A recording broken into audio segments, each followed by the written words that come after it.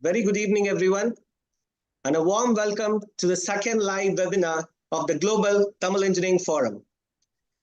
I am Engineer Karthik Kadappa, joining you from Qatar, and I'll be your anchor for today's engaging webinar.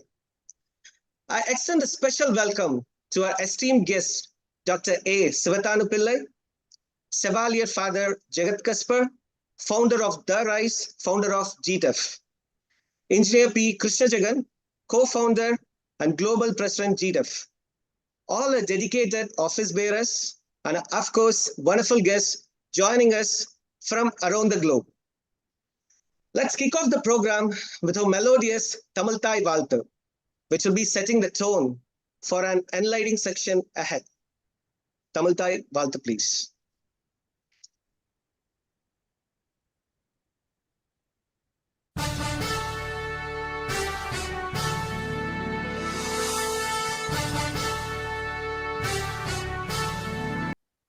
Thank you. I invite our Global Vice President of GTEF, Engineer C. Selvam, to deliver the Tirukkural.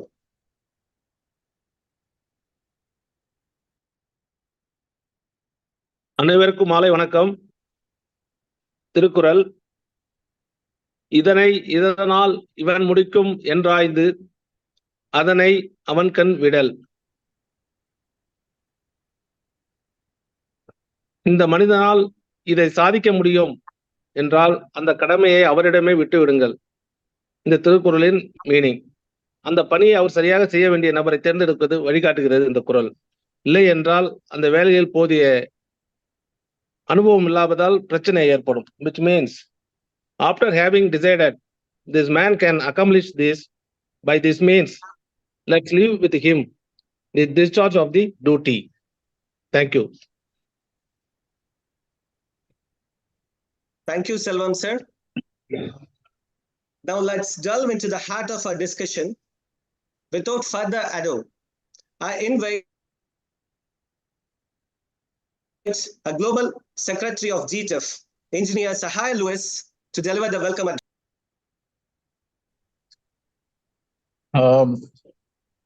அனைவருக்கும் இனிய மாலை வணக்கம். Dear fraternity engineers and global president and the chief guest, Dr. Sivathanu Pillai, a noble scientist come scholar. It's our great privilege to invite you for in this webinar. Be part to deliver your in-depth knowledge in the technology as well as in the new development of technology. With this few words, I want to give more time to the chief guest to deliver.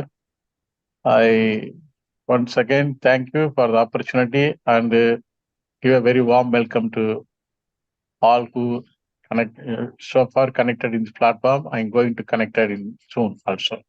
Thank you for the opportunity. Thank you, sir. It was insightful words. And now I'd like to call upon Engineer P. Krishna Jagan, co-founder and global president GTEF, to give the presidential speech. Respected Chief Guest, Dr. Sivathanu Pillai, esteemed scientist and founder CEO and MD Brahmos Aerospace. Respected Father Jegath Gaspar, founder of RISE and GTEF. Esteemed global EC members and dedicated engineers of GTEF. Good evening to each and every one of you. It's my pleasure to deliver the presidential address for our second technical seminar hosted by the GTEF Kuwait chapter. We have committed ourselves to the ongoing professional development of our engineers through bi-weekly technical seminars that cover a wide range of topics. This initiative is a testament to one of the GTEF's core objectives, the continuous development of engineering community. In reflecting on the path of success and personal achievement, I am reminded a powerful quote by the revered Dr. APJ Abdul Kalam. If four things are followed: having a great aim, acquiring knowledge, hard work, and perseverance, then anything can be achieved.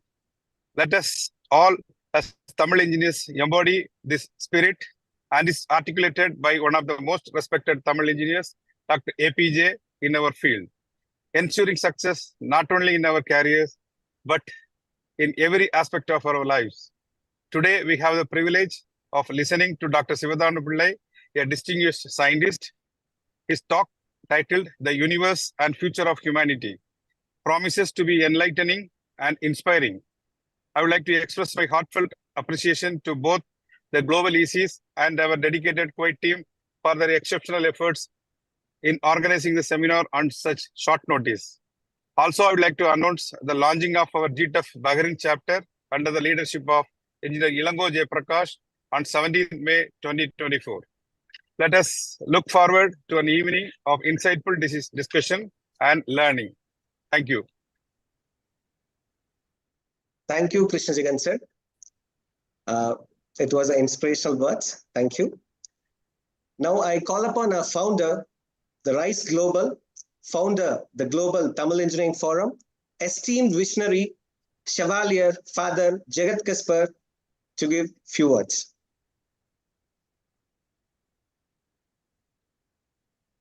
இந்த rice அமைப்பின் அனைத்துலக தமிழ் பொறியாளர் பேரவையினுடைய உறுப்பினர்கள் அனைவருக்கும் அன்பு வணக்கம். காரணம் இன்றி இயற்கை எதையும் நிகழ்த்துவதில்லை. நான் நம்பிக்கையாளன். காட்டுக்குள் யாருக்கும் தெரியாமல் பூத்து குலுங்குகிற ஒரு பூமரத்திற்கு கூட இறைவன் ஒரு காரணம் வைத்திருப்பான். இன்று உலகில் போற்றப்படுகின்ற அரசியல் ஆளுமைகள் இருக்கிறார்கள், போற்றப்படுகின்ற ஐடி துறை ஆளுமைகள் இருக்கிறார்கள். பொறியாளர் சமூகம் என்பது கண்ணுக்கு தெரியாமல் ஆனால் பூத்து குலுங்கும் காட்டுப்பூக்களைப் போல தமிழ் சமூகத்தில் ஆயிரங்களில் அல்ல லட்சங்களில் இருக்கக்கூடிய பெரும் ஒரு ஆற்றல் திரட்சி தான் பொறியாளர் சமூகம். அந்த சமூகம் இன்று காலம் தன் தேவை கருதி, வரலாறு தன் தேவை கருதி GTEF global Tamil engineers forum ஊடாக தானாக ஒருங்கிணைக்கிறது. அந்த ஒருங்கிணைப்புக்கு அற்புதமான தலைவர்கள் கிடைத்திருக்கிறார்கள். திரு கிருஷ்ணா ஜெகன் அவர்கள் தலைமையில் இனி இப்படி ஒரு தலைமை அமைய போவதில்லை என்கின்ற அளவில் ஒரு கூட்டு தலைமை அமைந்திருக்கிறது. எனவேதான் காலத்தின் நம்பிக்கை என்று வாழ்த்துகிறேன். மாபெரும் மனிதர்கள் இந்த அமைப்பை ஆதர்சத்தோடு என்று சொல்வதை விட அன்போடும் இது காலத்தின் தேவை என்று கருதியும் ஆதரிக்கிறார்கள். அப்படி இந்திய சமூகத்தின் பொறியியல் சமூக கூட்டத்தில் ஒரு மிகப்பெரிய மதிப்பிற்குரிய ஆளுமையான மதிப்புமிகு பொறியாளர் திரு சிவதானு பிள்ளை அவர்கள் இன்று உரையாளராக கலந்து கொள்கிறார். அதே போல துபாய் மாநகரில் நடைபெற்ற கூட்டத்தில் மதிப்பிற்குரிய பொறியாளர் திரு மயில்சாமி அண்ணாதுரை அவர்கள், TM குணராஜா அவர்கள் போன்றவர்கள் பங்கேற்றார்கள். எனவே இந்த காலகட்டம் என்பது தமிழ் சமூகத்தில் பொது சமூகமாக நின்று பொறுப்பெடுக்க பலரும் முன்வருகின்ற போது பொறியாளர் சமூகம் முன்னின்றதை வழிநடத்த வருகிறது. அதில் இந்த ரைஸ் அமைப்பிற்கும் தமிழ் சமூகத்திற்கும் பெரிய நம்பிக்கை பிறக்கிறது. எனவே இந்த நிகழ்வை நான் வாழ்த்துகின்றேன். டாவோஸ் மாநாடு நிறைவுற்ற பிறகு ஒரு நாள் உரையாடலில் அன்பிற்கும் மதிப்பிற்கும் உரிய பொறியாளர் திரு செல்வம் அவர்கள் சொன்னார்கள், அடுத்த ஓராண்டு காலத்திற்குள் நாம் 1 லட்சம் உறுப்பினர்களை இந்த அமைப்பிற்குள் சேர்த்து விட்டோம் என்றால் நாம் கனவு காண்கிற university of excellence for engineering and liberal arts எளிதாக நடந்துவிடும் என்று சொன்னார்கள். டாவோஸ் மாநாட்டில் பொறியாளர் சமூகம் சார்பாக இந்த ரைஸ் அமைப்புடன் இணைந்து a global university of excellence for engineering and liberal arts, உலகத்திற்கே முன்மாதிரியாக திகழ்கிற ஒரு பல்கலைக்கழகம் தமிழகத்தில், probably the first private university in Tamil Nadu இருக்க வேண்டும். அது பொறியாளர் சமூகம் தமிழ் சமூகத்திற்கு தருகின்ற பெரும் கொடையாக இருக்க வேண்டும். அதற்கு ஒரு முக்கிய முன்னெடுப்பாக அடுத்த 12 மாதங்களில் 1 லட்சம் உறுப்பினர்களை நாம் சேர்த்திருப்போம் என்கின்ற உறுதியேற்று இந்த நிகழ்வு சிறந்திட வாழ்த்துகின்றேன். நன்றி, வணக்கம். Thank you, Father Jegath Gaspar, for your ever-inspiring remarks. Now, I invite our Global EC member, Dr. Makendran, to introduce our esteemed speaker for today's section. Thank you, Karthik Kadappa. It's my great honor to introduce Dr. Sivathanu Pillai, a distinguished scientist whose career in satellite launch vehicles, guided missiles, aerospace systems spans over 5 decades. An alumnus of Madras University with further studies at Harvard Business School, Dr. Pillai earned his PhD from Pune University and DSc from Tumkur University. Dr. Pillai's profound contribution at ISRO and DRDO under the mentorship of Dr. Vikram Sarabhai and Dr. APJ Abdul Kalam have significantly shaped India's capability in both space and defense sectors, particularly with the projects like SLV-3 and PSLV. His role was pivotal in the integrated guided missile development program, leading to the creation of Agni, Prithvi, Nag, and Akash missiles. As the founder, CEO, and MD of BrahMos Aerospace, Dr. Pillai spearheaded Indo-Russian joint venture which developed BrahMos missiles. His efforts in defense are complemented by his commitment to sustainable energy and youth development, focusing on skill building or for further readiness. Dr. Pillai's contribution to science and technology have been recognized globally, earning him honorary doctorate from 15 universities and numerous prestigious awards, including Padma Shri and Padmabushan from Government of India and the Order of Friendship from Russian Federation. He has authored and co-authored several influential books, including works from Dr. Abdul Kalam, and has published extensively in international national journals. We are really lucky to have him as a guest speaker today. Please join me in warmly welcoming Dr. Sivathanu Pillai today. Thank you. Thank you, Mahendran sir. Gentlemen, it's now time to welcome our distinguished guest speaker, Dr. A. Sivathanu Pillai. Let's give him a warm, virtual round of applause. Sir, floor is yours.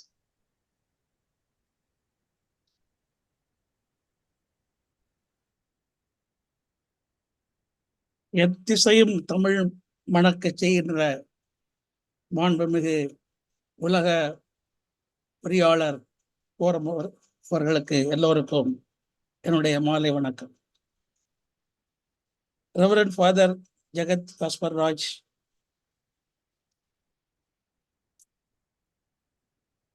Mister Krishna Jagan, Selvam, doctor Mahendran, doctor Karthik, Ilango, Ram, and many other engineers who joined for this meeting, I would like to salute you because you are the pillar exposing all the developments in the world that Tamil engineers can do many extraordinary things. I recently went to Bahrain. I have seen how the Tamil engineers are contributing to the development of that country. So you are fortunate to work from outside India to see that India develops in economically and in ஒரு நாட்டின் வளர்ச்சிக்கு பெரும் பங்கு நீங்கள் வகிக்கின்றீர்கள். அதற்காக என்னுடைய நன்றியை தெரிவித்துக் கொள்கிறேன்.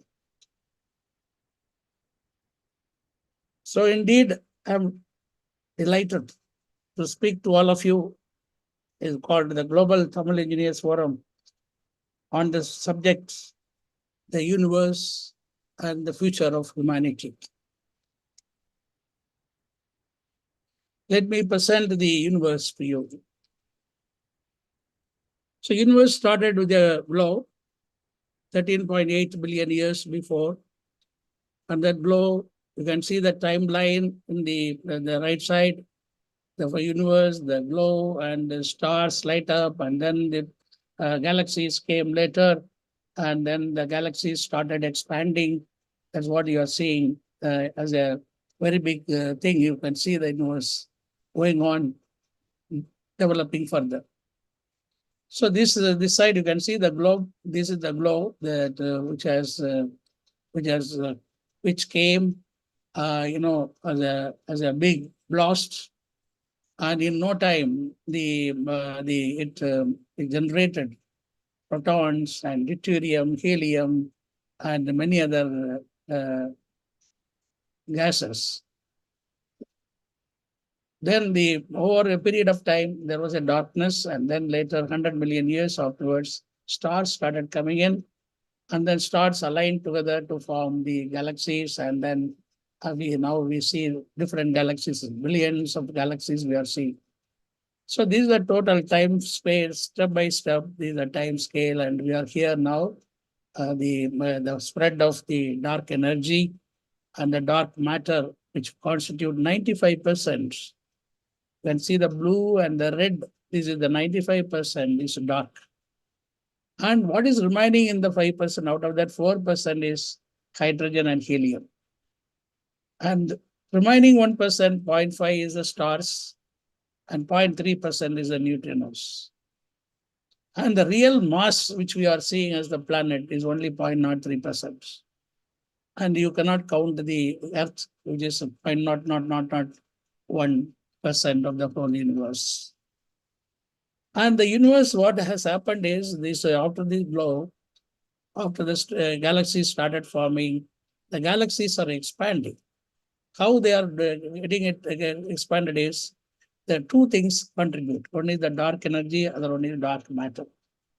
The telescope, which was used for identifying the movement of the galaxies, established that dark energy was the contributor for movement of the the galaxies and for the expansion of the universe.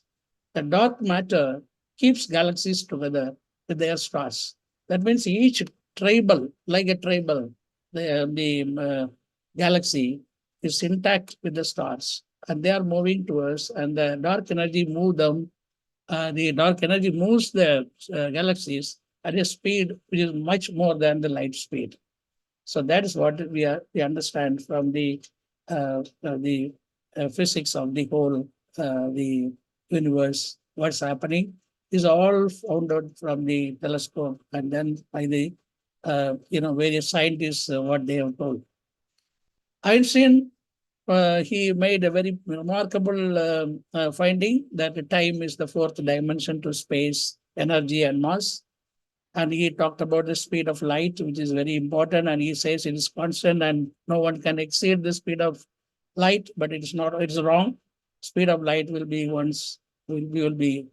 definitely moving faster than the speed of light. Then faster you move in space, lower your, you move in time. That means your age will not be counted if you go in speed of light. Time slows down around the heavy objects. Gravity is the curvature of space and time.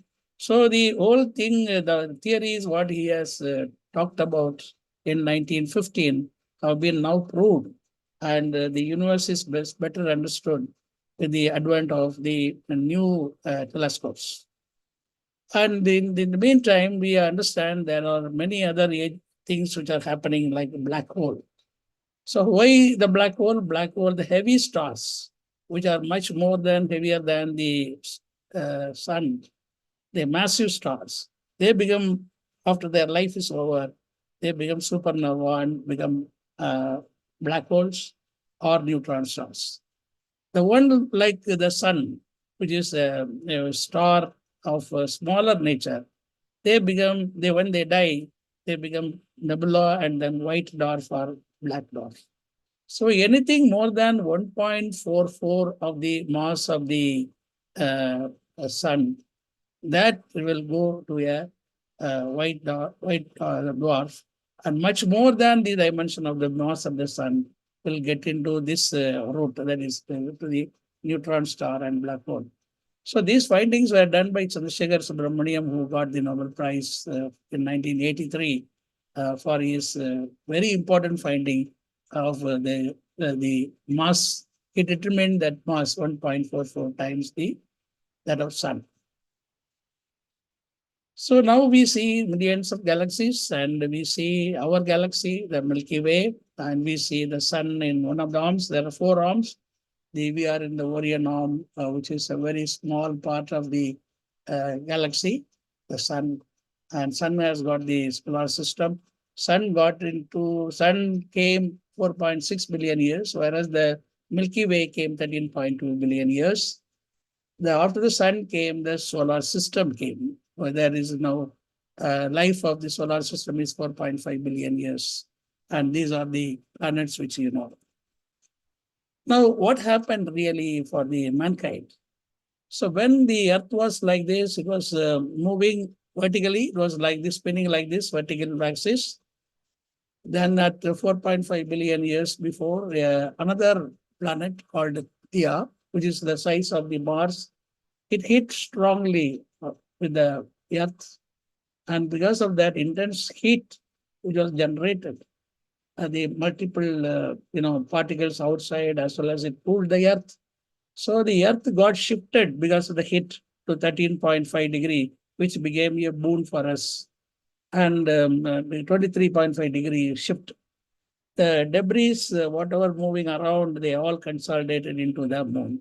So today what we see is a blue Earth which got cooled after this hitting, and slowly the water came in. The whole Earth was full of water, and the land mass started coming in later, and the moon was they got stabilized, the Earth and the moon. So that's how the whole thing formed 4.2 billion years before. So what is that significance of the position of the moon and the sun? So if you just see that the total distance between Earth and the sun divided by the diameter of the sun is 108. Similarly, the distance between moon and Earth divided by the diameter of the moon is 108. So because of that, though the dimensionally moon is small and sun is big, we see them almost the same size. So this 108 became very, very important, which was known 10,000 BC by the people who wrote the Rig Veda. And it is mentioned there that the distance, so the 108 is a noble number. So it reminds us that the dharmic culture of India knew the average distance between the Earth to both moon and sun, and it was 108 times their diameters. So this is a very extraordinary finding, which was done nearly 12,000 years before. And what exactly happened is, after the hitting and the Earth got formed, around 4.2 billion years, the moon formed in the proper way, and the both dimensions of the moon and the Earth got stabilized. And then around 4 billion years, he started making the smaller, solid masses, and the life came. And the fossils started at 3.5 billion years, and the first cell came nearly to 1.75 billion years. And what we see is the mammals and all these things happened 0.5 billion years, that is 500 million years before. And that led to the Dionysus ruling the whole earth, and all the Dionysus died 65 billion years before. And after that, the whole life started again from smaller pieces to the bigger numbers, and finally the human came in. So this is the pattern of the human evolution. And all these studies have been corroborated by the studies made by CERN. CERN is an organization in Europe, which is a center for the nuclear studies, which has got the largest and most powerful particle accelerator for finding the God particle. I said that everything started from a glow. So they wanted to find out what is that particle which came at a speed more than the speed of light. So they tried several methods. These are the particle generator. This is particle generator. They thought that the God can help them to make the study better. And this is a 26 kilometer under the earth, the tubular structure through which the particles moves at a greater speed. Then they found out the neutrino, which was also going at the speed of light. And then they thought that they should go for antimatter, and antiproton they generated and then passed it. That was also not giving the clue for the God particle. So studies are still on, They have not found what is that God particle. But the experiment is going on. In the meantime, what has happened is new theories came recently called quantum entanglement. So they say there is no such universe. It is because of the stars which are there, because of the two particles. When the two particles, such as a pair of protons and electrons, become entangled, they remain connected even when separated by vast distance. So it is not a universe, they are just connected. That's the entanglement. That's what they are saying. They experimentally they have done they established this entanglement, and they are concluding that there is no universe such that, and no Big Bang and all those things. So this is totally a controversy which has come. More controversy came from the James Webb telescope, which has been launched a year before. And this has given a very good clue. And it has located the first star, 13.2 billion years before what has emerged. That star it located. So the studies which are coming out from the James Webb is giving a different view that the universe would have existed before 13.8 billion years. So somewhere some analysis being done that they say it may be 27 billion years. But all these things are well written in the Puranas. If you see the old Puranas, the life and death of the universe, it's well written. And they all, whatever these scientists do, finally it came down to what has been written in the yesteryears by our great people. So this is still a question, whether it is 13.8 or more. But the truth is that we are all living. Anything created will die once. That is the truth. Truth is all things can be generated, but all things will die. So in the meantime, the humanity which came, they thought that they should economically prosper, there should social transition should happen, societies got formed, and then the technology, science, technology all came, knowledge, solutions, innovations, all these things led to competitiveness, product competitiveness, and a better environment. So product competitiveness, of course, which is essential for the economic development.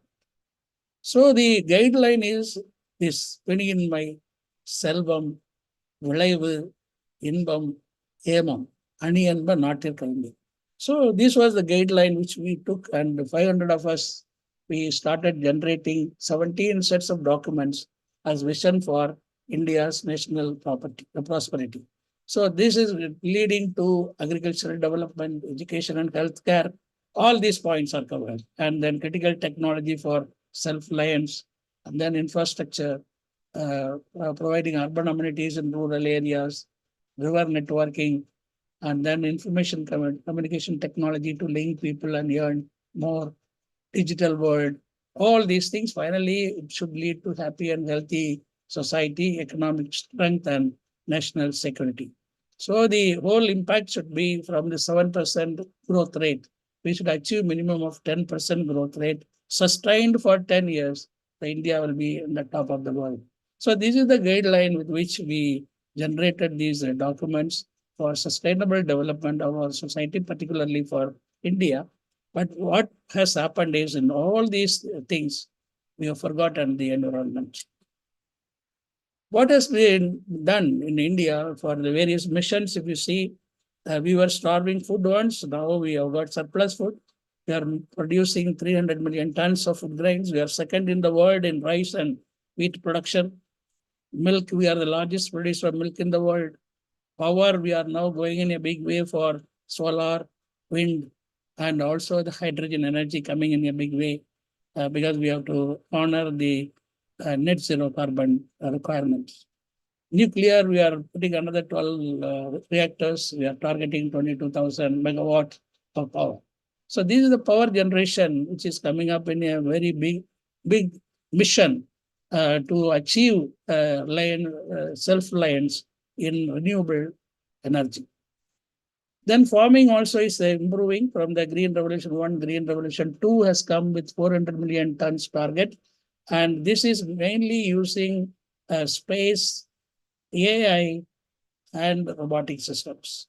So this precision farming, which is a very important requirement for reduced manpower and also to see the best production with reduced area. So that's coming up. Now in the computer time, we were denied supercomputers once, but we are making now petaflop computers. We are now working on quantum computing in 4 research labs. They are doing top research in quantum computing. IT and ITS, we have earned $290 billion last year. Of course, that for Gulf countries are contributing in a big way, apart from the Europe and America. We have also developed our own processor, which is equal to the Intel, which is going to be produced in our country. And the electronics is being given a big thrust now. And in the pharma, we are one of the leaders in the pharma, that we are 4th in the world in the pharma production. And we are our market size is also very big, more than $40 billion. In defense, we have the nuclear submarine. We are now going for a stealth aircraft called Advanced Medium Combat Aircraft, LCA in operation. And then we have got the land-based battle tanks. We have got guided missiles. Space, we have done wonderfully well. And we are now on the Chandrayaan 3 as, as a remarkable achievement, because we have reached nearly South Pole, we have reached, and now we are studying the sun, the Aditya. Because the sun in the recent times is behaving with a lot of solar flares. So we need to study the sun. So then Mars will be, ultimately we will be landing on Mars. So landing on the moon and then later landing on the Mars. So we are working on the hypersonic because we have done the supersonic. Now we are working on higher speed. So we want to establish a hyperplane, which will give you a maximum payload efficiency compared to any other development in the world. So this is our target. So the way we are progressing, they are all based on missions and forming proper project management tools we are using to achieve these things. So I am planning to come to the Gulf countries to talk to you about the need for developing competent people. If you want to do your work, you need competence. That competence is a major thrust for our project management associates, which I am the president. So I am trying to see that our people who are there already, they are doing very well. They should do better. So that's why we are trying to see that we spread the competence. Now, looking at the country's requirement, we being the largest population, we have largest democracy in the world, but we are not recognized in the Security Council as a permanent member. So the whole thing in the early years, it worked in the minds of Baba. Baba said that we need a strong India. For vision of strong India, we need a nuclear power. So we have established now, we are a nuclear country today. We have nuclear weapons, we have got a nuclear carrier, we are very powerful in terms of the military affairs.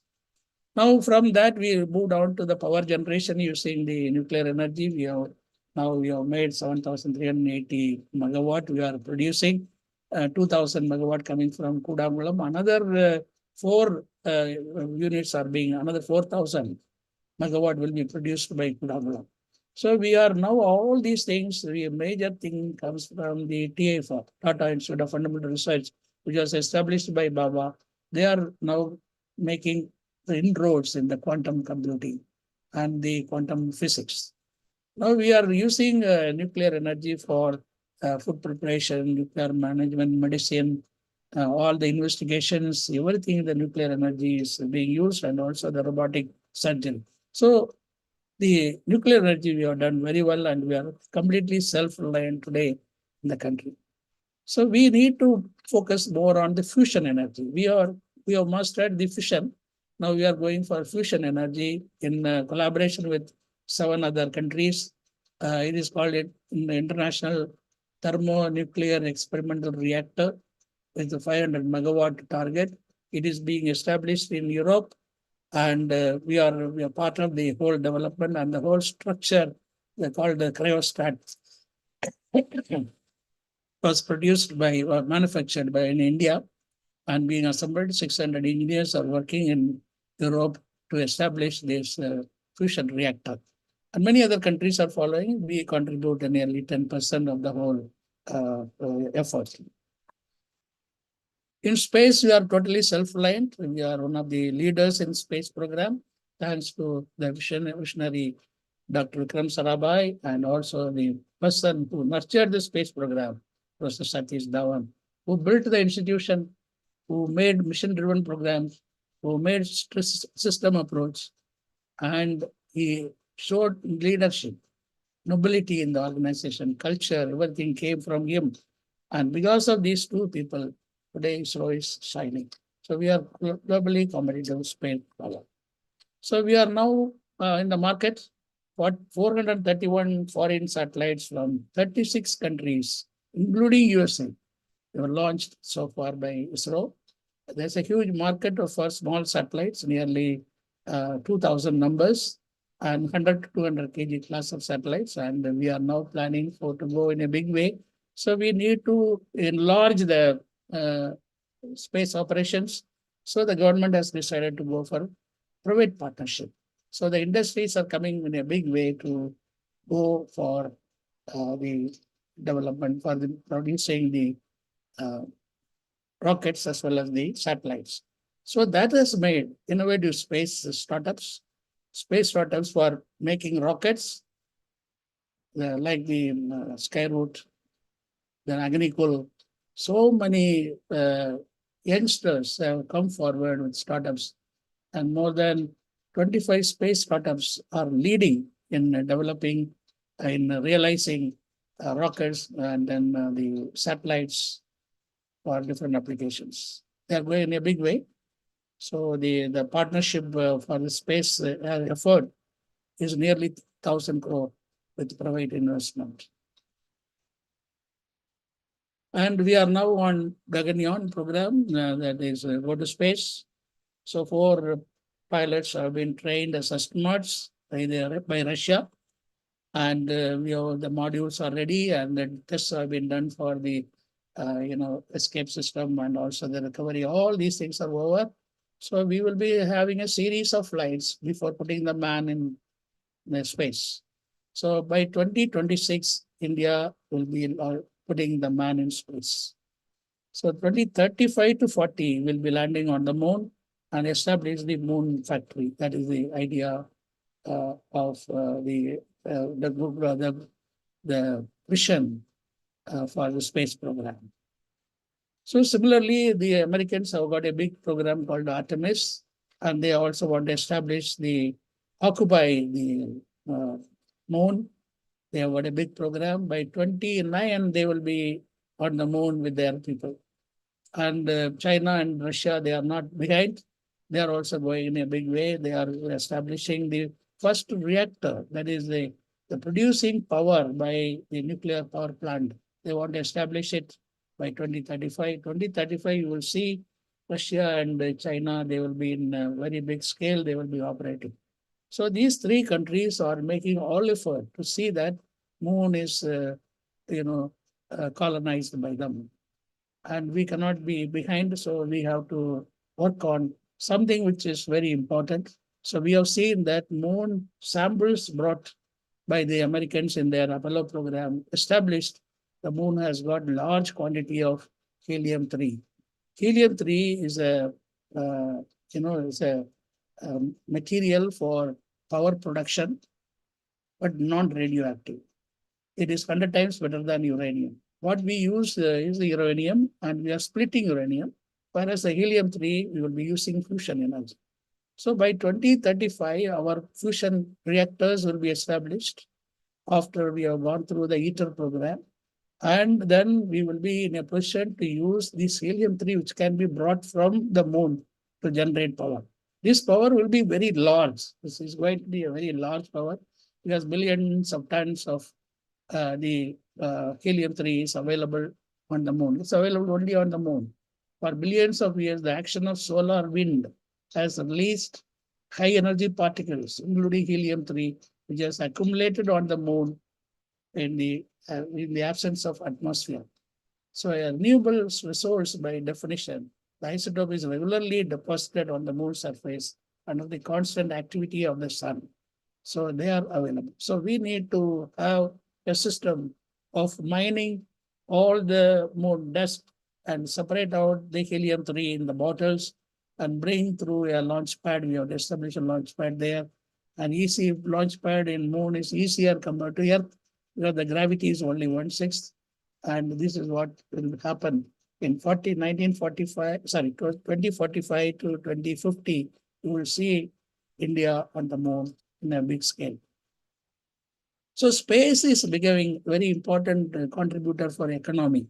It's not only launching satellites and using them for our communication, remote sensing, then Earth resources, develop the identification, navigation, then the disaster management. All these things that space today is used.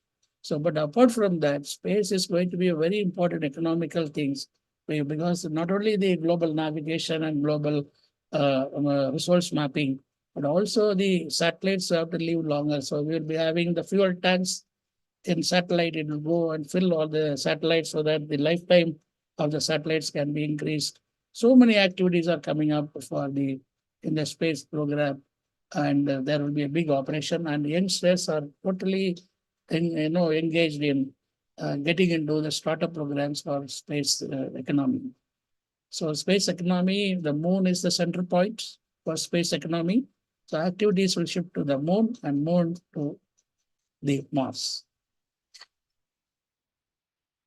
So in the meantime, we need to develop all the re-entry systems, van going up and down, all those things we are doing. So the program which we launched for 3, 2, 1, now, 1, 2. So program which we launched for the missiles, one of the important things is called Agni. So Agni is a long-range missile from one point to another point.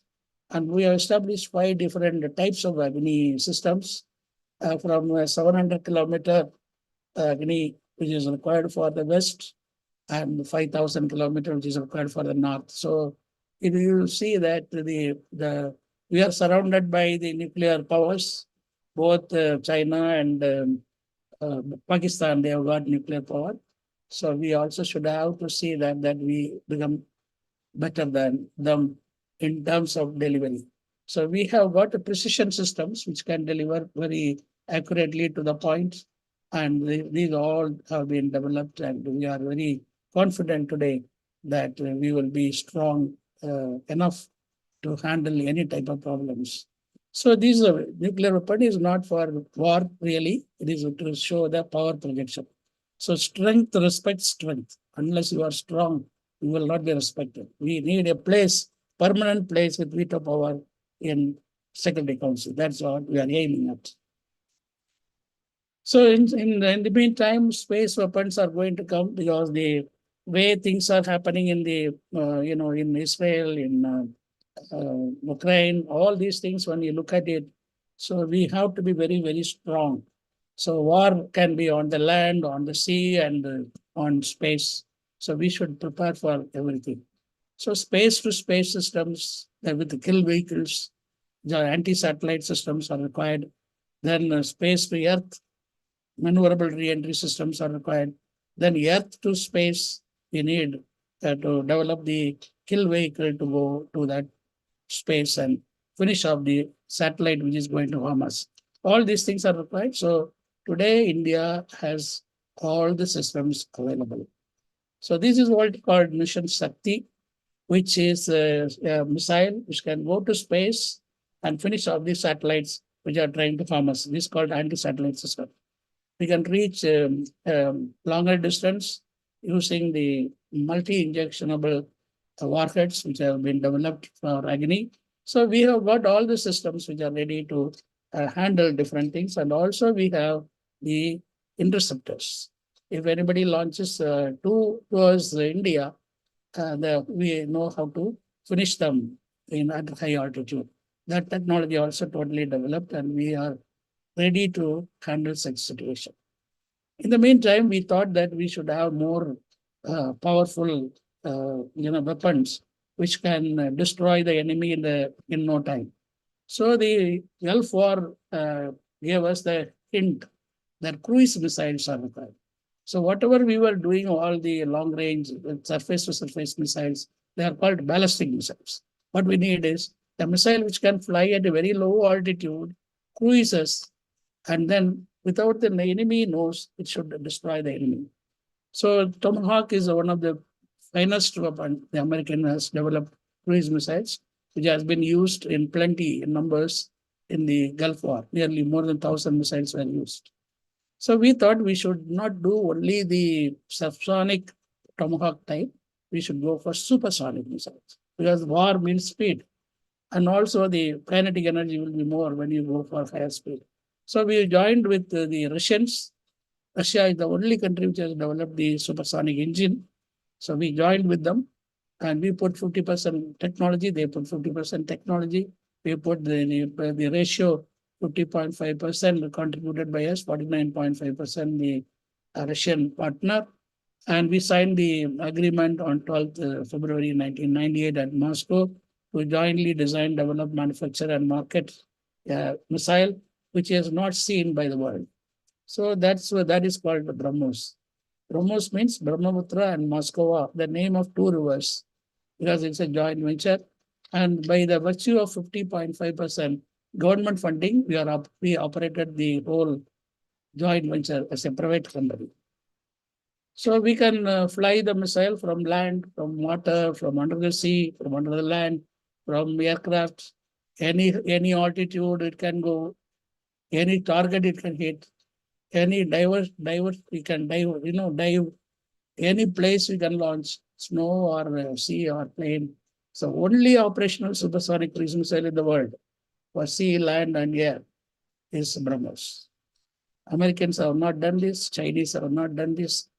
We are the only country who have done in all the systems, not the Russians also have not done this. We have done it. So compared to America, which has got Tomahawk, we are 3 times faster. That means 1/3 time we can reach the enemy, 9 times is the power, whereas it's velocity square, half mv squared is the energy. And the same system can be used for multiple operations. And then every 3 seconds a missile can go. It is undetectable and it cannot intercept because of the speed and stealth, whereas the subsonic missiles can be intercepted. So we are standing today at number 1 in the world in the cruise missile systems. So you are seeing launch of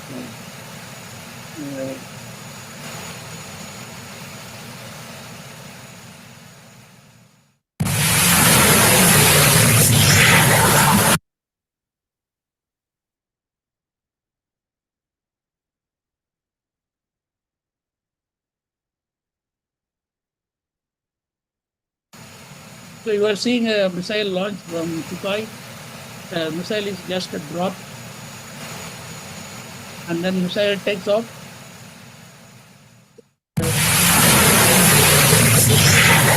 Then nothing will be seen.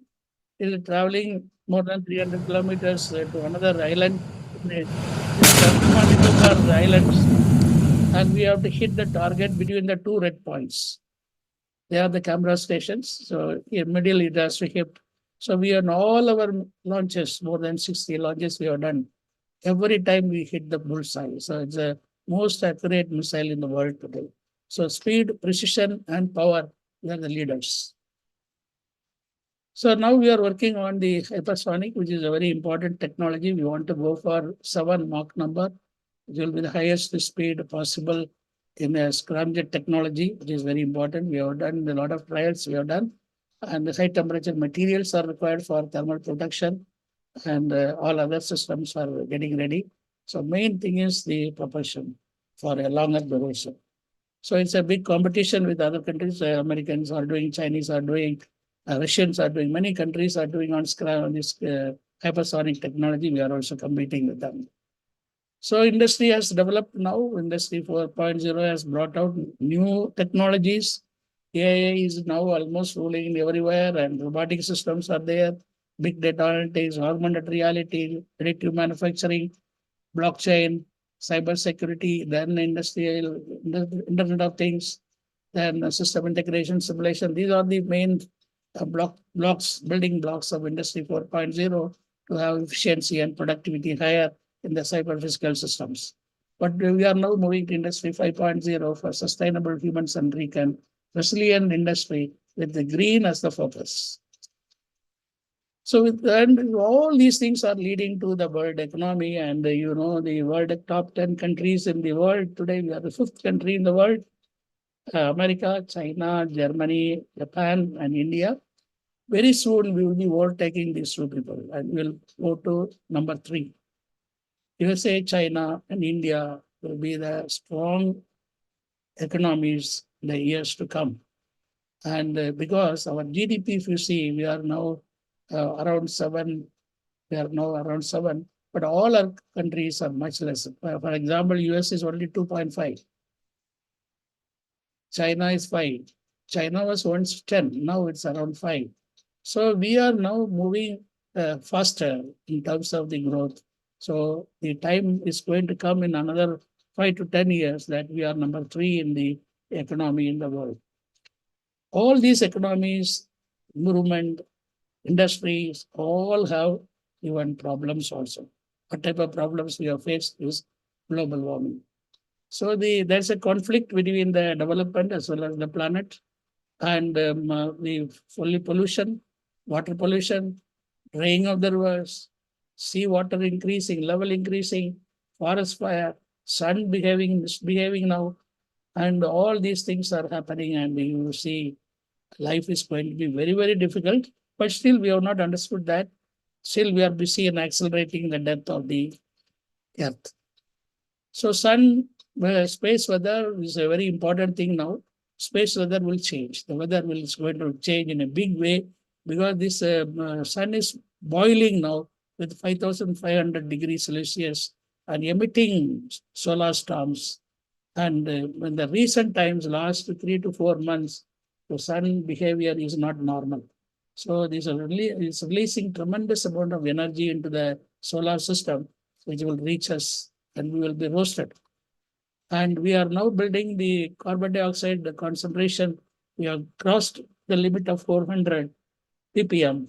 And because of that, no heat is going above the atmosphere, because the atmosphere is the carbon dioxide concentration is preventing the heat to go up. And because of that, heat is increasing on the earth. And we are expecting by 2100, we'll be reaching 4 degrees more. Today, 1.5 degrees it has come, and we are not able to tolerate the temperature and the weather, but it is going to be 4 degrees by another 50 years. Life is going to be very difficult, and the earth, the blue color of the earth will slowly change to green. And trees we are cutting, forest fire is coming.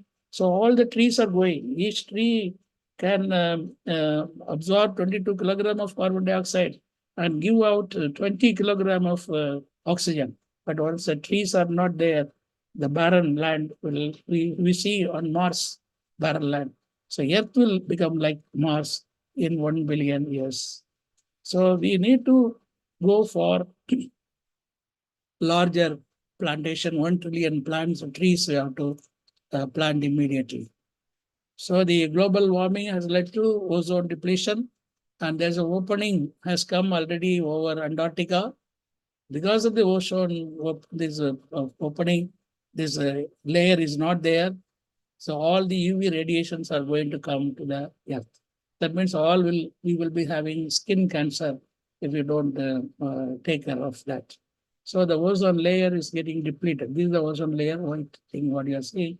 And another 50 to 100 years, this is the Madras city, Chennai, we will be traveling only by boat. That situation will come because ocean will move out. All the cities and islands near the ocean will be in water because we are expecting at least 2 to 4 feet height in the ocean. So we need to go for eliminating the carbon dioxide immediately. So we have to go for hydrogen energy, which is a renewable energy. And green hydrogen is the one using the green power to generate the green hydrogen, which will be used for all our missions, all our applications. So that we don't produce carbon dioxide. This is one important requirement. So solar, wind, all these renewable energy has to take over. India has got a big program that in another 20 years, we should have 50% renewable energy. And by 2070, we should become carbon neutral. That is a country which is called we will eliminate carbon dioxide totally. So another application is the solar satellites. Instead of solar on the earth, which has got a limited time of solar energy available, put it in satellite, which can do 24%. It can give the power, and it can be electric power can be generated at the top in the geostationary orbit and can be transmitted through microwave to some island, remote place, and again converted to electrical energy. And also use water shortage is going to come, so they can desalinate the water, and then we will have drinking water also available from the sea. So this, because seawater is increasing, we have to use the seawater more. So that is how the whole plan should be for the future. So this is a concept of an island where we can have the shore-based wind power as well as all solar, totally solar. And you have also you get the solar satellite giving the power to this place. And all these things are possible with the islands, and the Gulf countries can do a lot. And the Gulf countries with the oil, they are flourishing now. Once the oils are totally stopped because of the carbon dioxide production, so then they will have difficulty. We have to go for green fuel, changing the carbon dioxide to methanol. All these things are possible, but overall, in the years to come, we will not be using fossil fuels. We will not be using fuels which are generating carbon dioxide. So then, when we are going for renewable energy, the Gulf countries, if they have to live, generate, earning, they have to switch over to hydrogen. The first country to do that is the Saudi Arabia. They are going in a big way in the hydrogen plant and the ammonia production. So the road to energy security is we have solar power technology, grid integration of renewable energy, storage, green hydrogen. Ocean has got thermal energy. Ocean thermal energy can be used in a big way. And also the helium-3 from the moon for fusion energy, then solar power satellite. These are the things which will gradually we will be moving to in another 50 years. But at the same time, we should know when we talk about the humanity in the overall, two things are going to happen. One is there are going to be, the earth is going to be filled with debris, satellite debris. This is 1947 clean earth, and 2019 it is like that. So all these debris are there. How many? Already 630 collisions have happened, 9,900 tons of junk floating over the earth, 130 million pieces, less than 1 centimeter, 1 million pieces, up to 1 centimeter, 3,000, 36,500, about 10 centimeter. All these things are there, and they are damaging the live satellite. People want to go for many more small satellites. All these things are going to have a problem. So we have to eliminate the debris. So that means scavenger satellites have to come, which will go and remove this debris. So the NASA has made a radar which can pinpoint all the movements of the debris, and the bigger debris all have been studied now. And also the several approaches are being planned to remove the debris over a period of time. Another big problem is the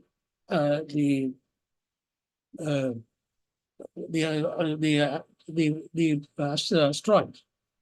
See, 65 billion years before, one big asteroid hit the earth near Mexico, which gave a big shock to the earth, and all the species died, including the dinosaurs. Dinosaurs who ruled the world all died at one stroke 65 billion years before because of the heat. Similar heat happens, all the human will die. So we have to see that we are not hit by the by the asteroid. Dinosaurs, of course, they didn't know the space program. We know the space program, so we know how to divert the asteroids. So there are many methods have come for diversion of the asteroids. Picking up the asteroid and throwing it somewhere, diverting them. There are 26 asteroids coming towards the Earth. But now there should be a big mission for diverting these asteroids, which of course the NASA and the European agencies, they are busy in doing that. So overall, if you see the future of life on Earth is limited to 1 billion years. The Earth will die over a period of time, will become barren in 1 billion years. 3.5 million years, it is totally just orbiting around the sun. 4 billion years, the sun also will become red giant, and 4.4 billion years, the sun will become a white star. This is called white dwarf.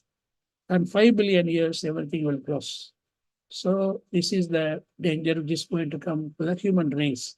But we are responsible to protect the human race. How do we do that? That means we have to get out of solar system to a place where the living is possible for a longer duration. So that is possible. Yes, it is possible. There are numerous studies have been done. And the one thing which is very close to us is called Proxima b, which is 4 light years above the distance from the Earth. So it is possible, and all living conditions are good. The aliens are living there, so we have to go to Proxima b. That means we have to travel faster. So traveling faster, NASA has developed a new thing called laser propulsion. There's a quantum laser coming, so 3 days to Mars. Mars now, they are taking 9 months, to reach, but 3 days to Mars, that propulsion system is coming. There's almost light speed we have achieved, but what we need is much more than the light speed. We want to really go faster to the different Earth 2.0. There is another very, very important system called TRAPPIST-1, which is far away, but there are 7 Earth-like planets around this star. So they are beautiful things. So living conditions are good, water is there, everything is there. So this is another area to be targeted. So the life is going to change from studying moon and Earth and establishing mining in different planets, as well as bringing wealth. Because the diamonds are there in asteroids, different materials are there. So we'll be busy in bringing all the resources from asteroids and the planets for over a period of time. And finally, we have to go to another Earth that human has to go. So explore living organisms and establishment of habitat in planets other than the solar system. Sun has got only 5 billion years life more. That also measuring the way the things are going. Sun is behaving. I told you the sun is not normal. So if it is happening, then it may be even earlier. So tomorrow is very interesting because the establishing, the factory on the moon and then bringing resources from asteroids is going to be very interesting. Space tourism is very attractive. People have seen the world, Earth so much, they would like to go to the space and see things. Then interplanetary travel, New Earth, all these things are going to come for a period of time. So 2100 is going to be the target for next Earth. So when you are inspired by some great purpose, some extraordinary task, all your thoughts break their bounds. Your mind transcends limitations. Your consciousness expands in every direction, and you find yourself in a new, great, and wonderful world. Dormant forces, faculties, and talents come alive, and you discover yourself to be a greater person by far than you ever dreamt yourself to be.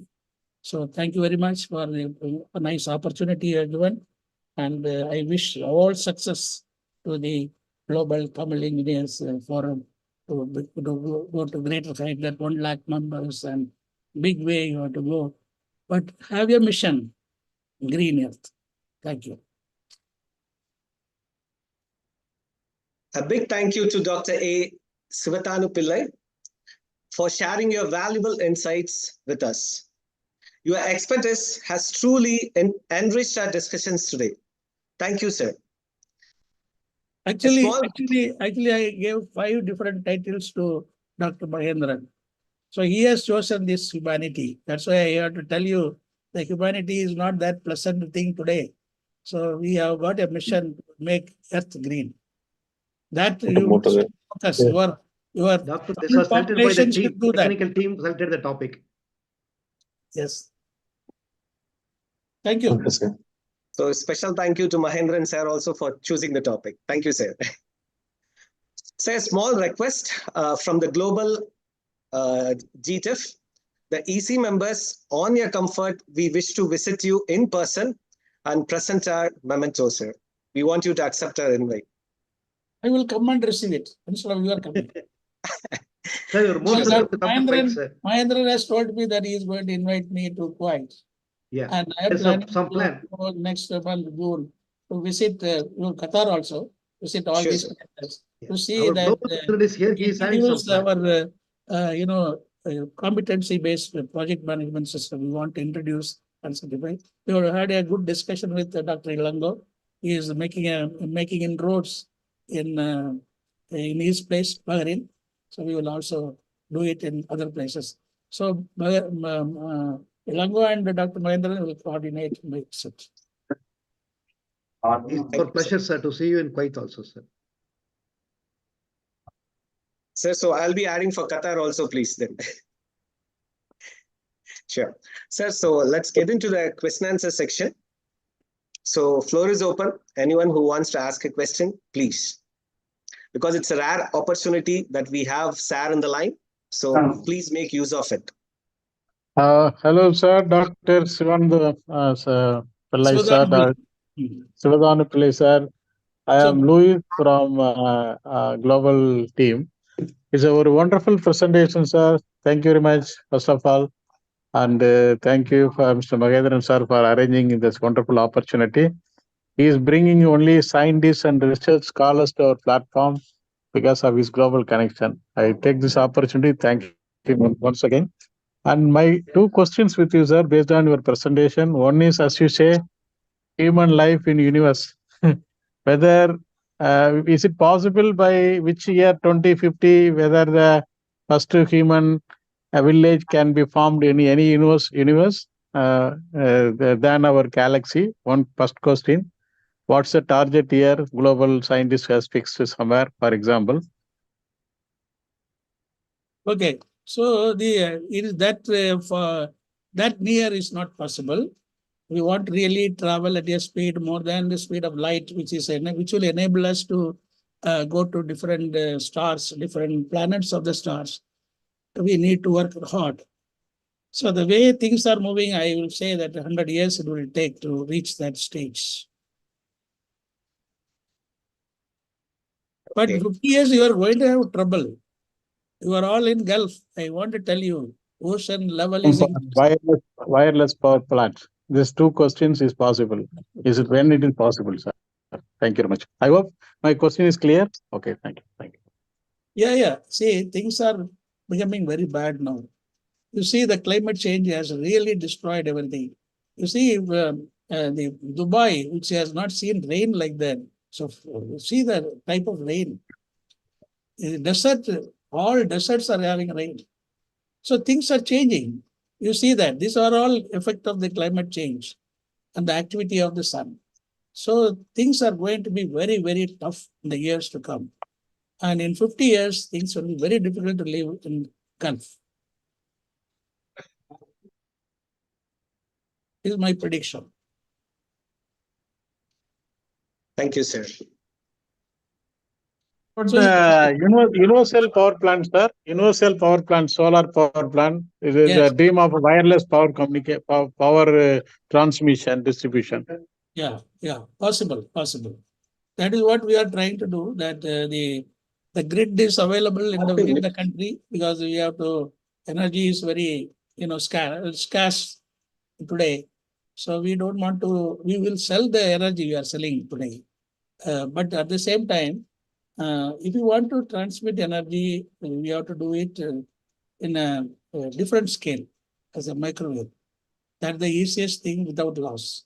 So overall, in the future, the transmission of energy to the universe, if you have the universe, the solar satellite operational and connecting all these countries You can have a universal link, like the star link. We can have the power link. We can have, but it can be transmitted only by microwave, and then again made as the electrical energy. That is possible.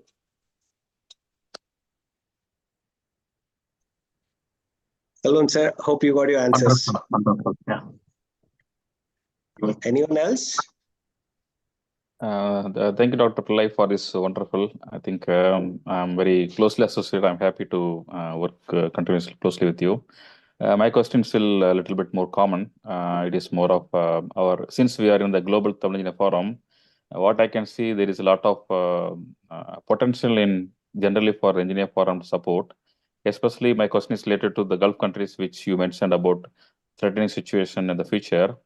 As engineering community, especially as Tamil engineers, how we can closely work with the governments to support this type of like mission. We can say a mission, we can do it. As a organization, we can support. If you can guide us in what type of form we can support, it will be helpful for us to take as one of the agenda as a Tamil community of engineers to work on those closely with the local governments or our bilateral relations to improve as a contribution to global community. And we are also going to meet in Switzerland in Davos. We can highlight those issues. We can form a committee or a mission to accomplish the task. So you can be an advisor for us. And what are the steps we need to, as an advisor, you can do? Please explain to us, sir. So wonderful suggestion you are giving. The Gulf countries, since they want to change over from the oil to hydrogen, which is a major mission, I will say. Solar and hydrogen, we can take it up. And there are a number of places which are not being used in the Gulf region, which can be used for generating the solar power, which can be used for electrolysis and generate the hydrogen. And that is possible. So the technology today is available for hydrogen energy production. Very good technologies are available. So as you suggested that the Global Tamil Forum should take the lead in the world to form a mission, that green power mission, they should start and form a committee or a task force.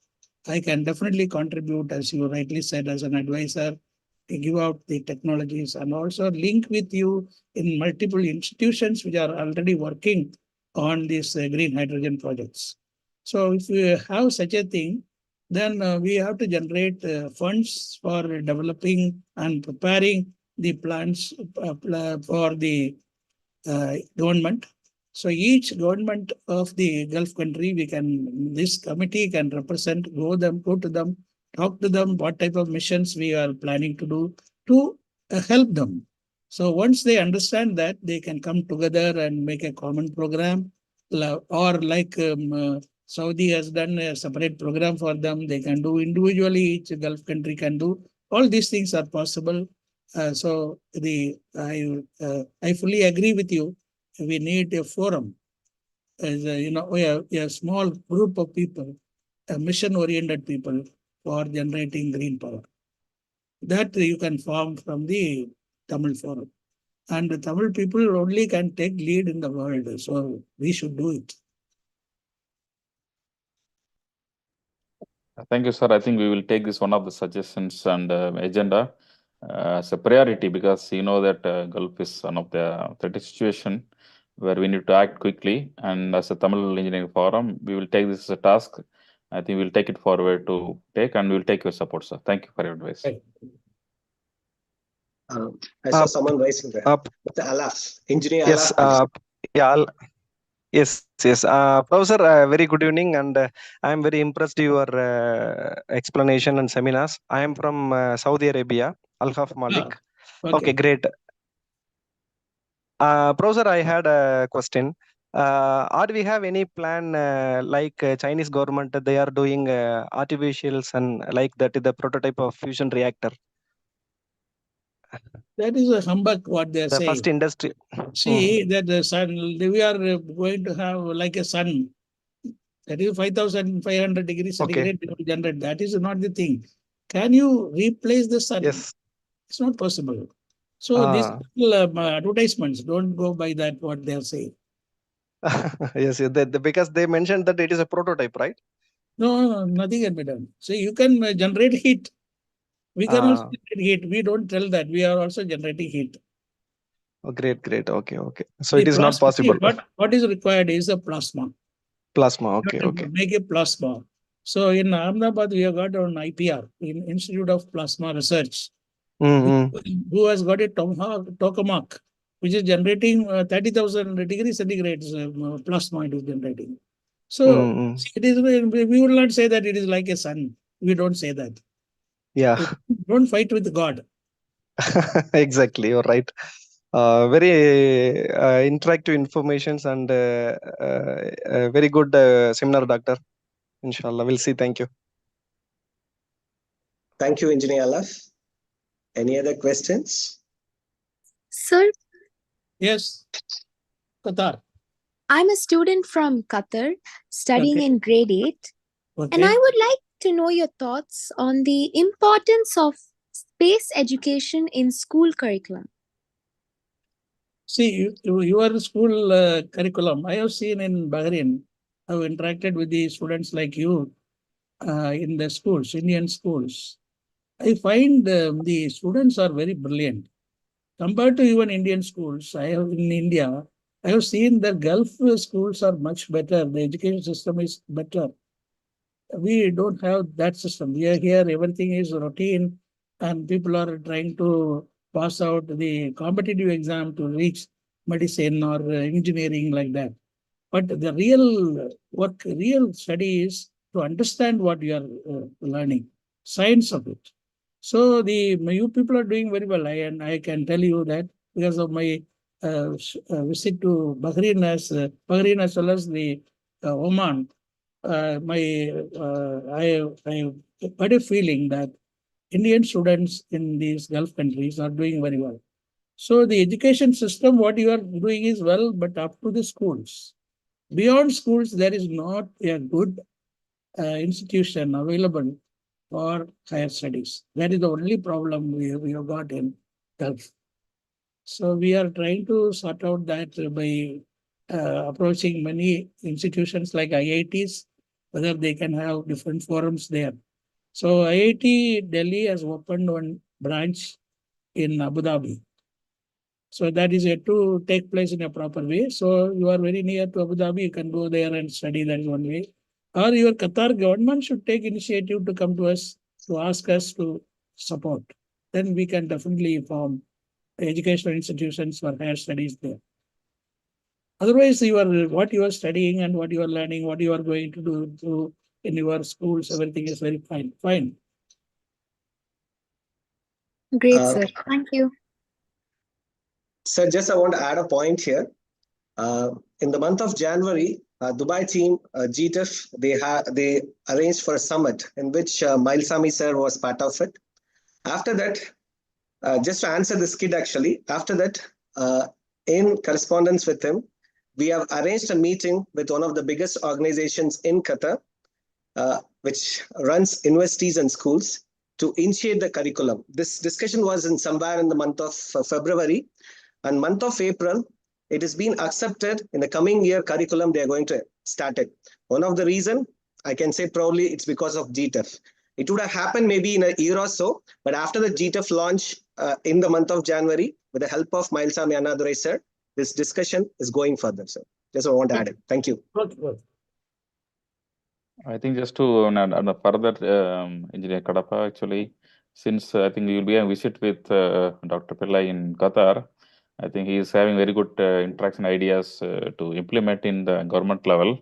So when he's visiting in Kuwait and Qatar, utilize his knowledge and connections in the government sector, especially for the school children. He is having a lot of ideas to motivate them to do higher studies, and especially for this type of bridging the our organization to the local government as well as to Indian governments, whatever the objectives.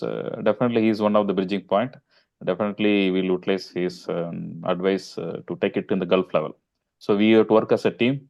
GTEF will take the lead for doing these activities. Thank you. It'll be a pleasure, sir. Surely we'll do it. Any other questions? Fine, sir. So let's conclude the question answer section. So any question you have got, you please send it to me by mail. Sure, sir. We will collect it so after that, this. We can connect with each other. But don't stop with one lecture. Connectivity is very important. We will, sir. Thank you, sir. Thank you very much.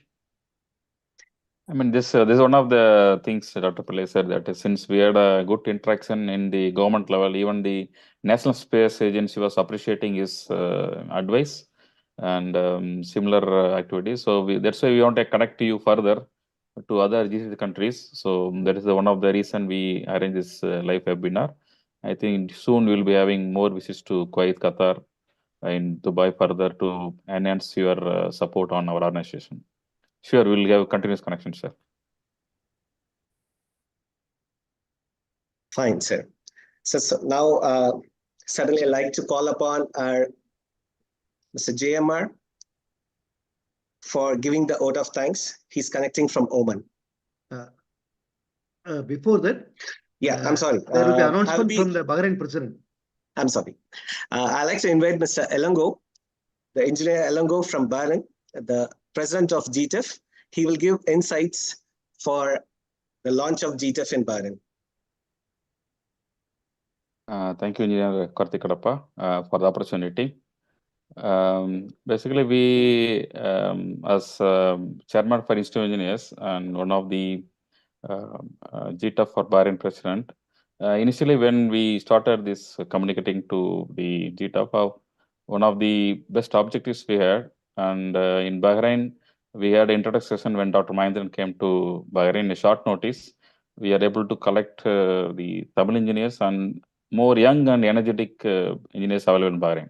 So we thought to take this, our engineers to next level to implement objectives. We are formally launching our GTEF Bahrain chapter during May 17th at Rami Grand Hotel from evening 4 to 8. And all are welcome. Mostly from all the GCC countries are easily able to come. Kuwait, Qatar, Dubai in this forum. If others people also from Oman and India are coming. So we are going to grand launch and we are going to take it forward as an example for the other countries to support. So here we are able to implement those objectives soon. All are welcome to this function. And thank you very much for the opportunity. Thank you, Mr. Elango. Surely we all will be there. And let's make one more success story in Bahrain. So let me call upon our JMR sir, connecting from Oman, to give the vote of thanks. Thank you for your wonderful, words and coordinating the webinar in a very successful manner. And I'm just listening this webinar today. First of all, thank you for all the people who supported, especially this organization is growing in a great manner now.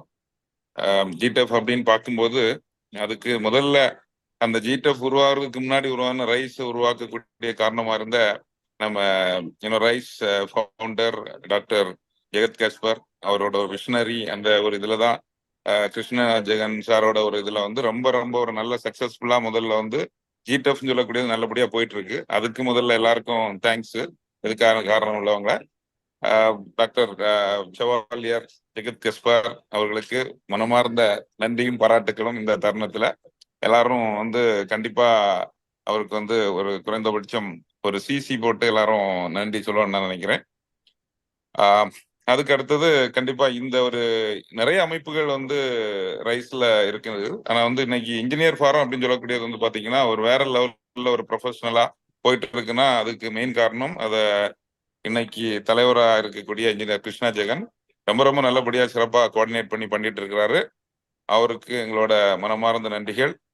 அடுத்தபடியா இந்த ஒரு webinar வந்து இவ்வளவு சிறப்பா நடக்கிறதுக்கு வந்து ரொம்ப ரொம்ப காரணமா, ரொம்ப டெடிகேட்டடா, ரொம்ப ஒரு இதாட்டு ப்ரிப்பேர் பண்ணி பாத்தீங்க அப்படின்னா ஒவ்வொருத்தரும் ஒரு நிமிஷம் கூட வெளியே போகாம இருந்து கேட்டுட்டு இருக்கிற அளவுக்கு நிறைய கேள்விகளை கேட்கும்போது தெரிஞ்சது.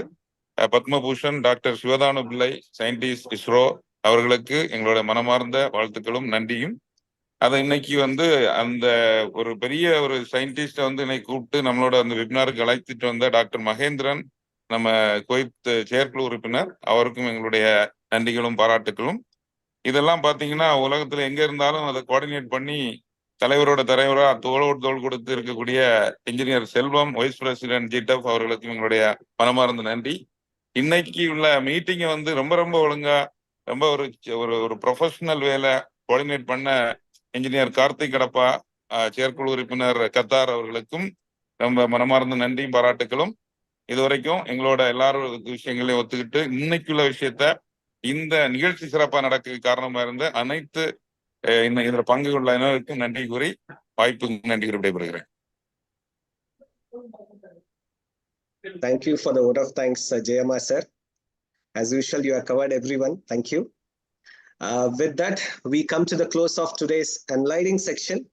On behalf of Global Tamil Engineering Forum, I extend our deepest gratitude to all our esteemed speakers, participants, organizers for making this webinar a resounding success.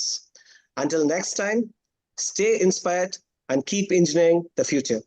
Thank you. Well, thank you. Thank you very much. Thank you, sir. Thank you very much, sir. We will keep in touch, sir. Okay. Thank you, Dr. Mahendran. Thank you, sir. Dr. Ilango. Sir, ரொம்ப honored, sir. Really, we are honored by your talk, sir.